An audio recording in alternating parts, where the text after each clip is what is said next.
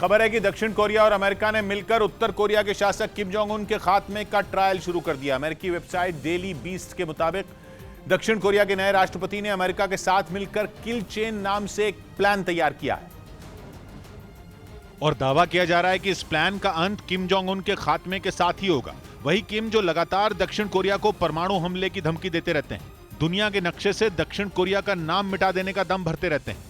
कहा जा रहा है कि अब उन्हीं के खात्मे के लिए मिशन किल चेन की तैयारी की गई है। हालांकि दक्षिण कोरिया किल चेन प्लान का मकसद कुछ और ही बताता है। उसका दावा है कि इस मिशन के जरिए वो उत्तर कोरिया के परमाणु हथियारों का जवाब देने की तैयारी कर रहा है।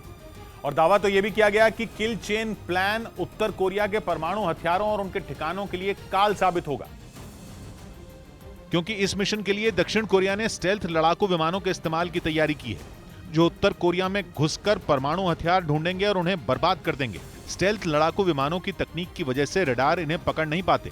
इसी वजह से ये बड़ी आसानी से दुश्मन के इलाके में चुपके से घुस जाते हैं। यानी दक्षिण कोरिया ने किम के परमाणु हथियारों को तबाह करने की पूरी तैयारी की है। लेकिन अब खबर आ रही है कि किल चेन का असली मकसद उत्तर कोरिया के परमाणु हथियारों की तबाही नहीं, बल्कि वहां के शासक किम का खात्मा है।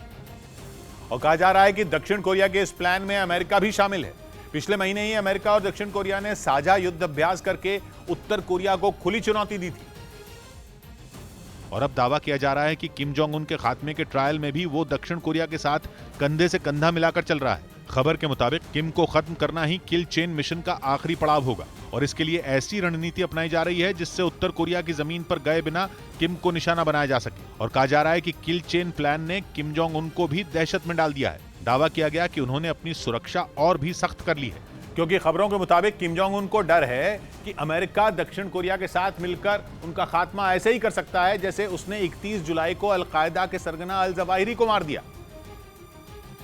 यानी किम को लगता है कि अगर वो खुले में सबके सामने ज्यादा देर तक रहे तो उन पर भी जवाहिरी जैसा ही ड्रोन अटैक हो सकता है, क्योंकि दक्षिण कोरिया के साथ खड़ा अमेरिका ऐसे ही खुफिया मिशन को अंजाम देकर अपने दुश्मनों को ढेर करने के लिए जाना जाता है। बस इसी बात ने किम की टेंशन बढ़ा दी।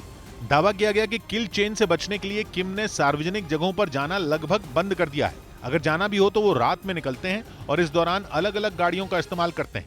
इसके साथ ही उन्होंने अपनी सुरक्षा में लगे गार्डों की संख्या भी बढ़ा दी है।